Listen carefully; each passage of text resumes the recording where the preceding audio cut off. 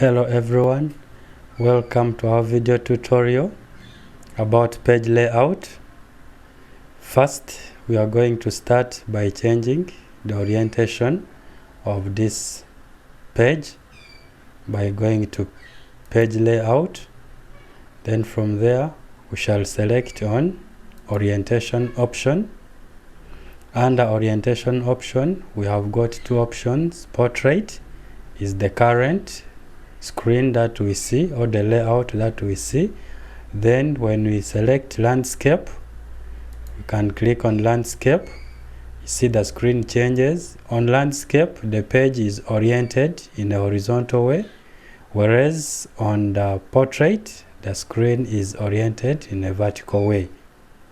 So now we are going back to the portrait. We shall click on orientation, then we select portrait option. It is important that we can first of all look at this ruler so that we see what changes shall take place, because our next point is to go and see on sizes. So we shall select size, we click on it. At this point, the paper size is letter. If we select, for example, A5 option, we click on it. You see, by a mere look at this ruler now, you see that size of this paper has reduced. Even on the screen itself, the size has reduced. By default, we work on A4. For instance, if we click on this option for size, in most cases we work on this A4 option because most of the printers print this A4 so easily. And if you have a special task to perform, you can always choose different options, but it is normal to use this F4 option. So for this case, let us select F4. So when you select F4, we shall go back to this screen.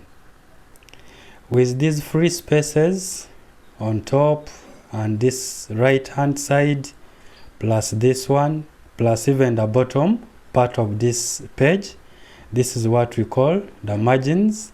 You can also decide to adjust on these margins by going on page layout. Then we go to this option for margins. If you click on it, you will see a number of options that you can decide to choose to set margins for your document. But under normal circumstances, we use this option for the normal margin. So this is the default that is set for our documents always. Just to show you, let's select this option for narrow margin by clicking on it. So when you click on it, you can see that on top margin, the space has reduced. Even to the left and the right, the text has stretched to that point. So that is how you can decide to adjust on these margins. Therefore, hope you have got it well. We can go back to this option for margin and we select the normal one by clicking. And we have the normal view of our page. To divide this text of ours into columns, like you have already seen in the Bible or newspapers, we shall go to this option for columns. We click on it. Currently, we have only one column, but we can decide and say we want this document into 2 columns. So we select this option for 2. So after clicking on it, you will see that there is a gray area here indicating that from this white point to this is one column. Then from this point to the other one, this is another column. To make this clear to ourselves, what we are going to do is we shall use the breaks. So we shall click on breaks. Then we shall not use this option for break, because when you use this page break, it will move every content to the next page, depending on where your cursor is. But now we shall use this option, the second one, for columns. So to do this, let's deactivate this menu by clicking inside our document. Then we select where we want to break or to make as our column break. So we put our pointer here. After selecting, now let us go together to breaks, and we are still under the page layout. So we click on breaks, then after we click on this second option for column. So when you click on that second option for column, you can see that we have here the first column, then we have the second column, and this is what we call the column breaks.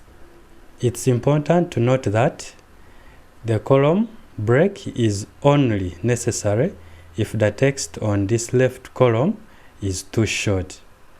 But if the text on this left column is reaching the bottom of this page, then this text on this left column will automatically be pushed to this other column at the right. So that's why we say this column break comes in when you have a too short text on your left. Now we have created this column break, but you may want to delete it. So by doing so, we shall click just before this column or this line of our text. After, we press on the backspace key once, and now we have removed the text from that column. To demonstrate how the text will automatically move to the next column, we are going to enlarge this font size so that we can see this well. But to start, we are going to first of all move our pointer up to this zoom tool, and we zoom out. So we shall use this minus button.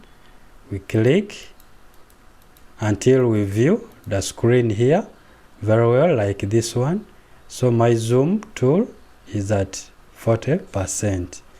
Then after, we are going to select the text which we have on our screen.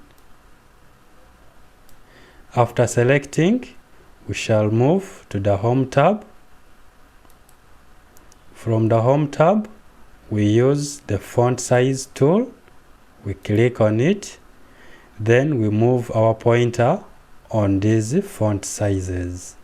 As you see, a live preview on our screen. So when we reach 48, you see the text has now moved to the next column. If we can click on this 48, now you see we have this column on the right, and we have text in this column on the left, and they're separated by this. This is representing a column, and this is also representing a column. So this is what we have been talking about without the use of the column breaks. So today we have seen how to deal with page layout. Hope it has helped you. See you in the next tutorial.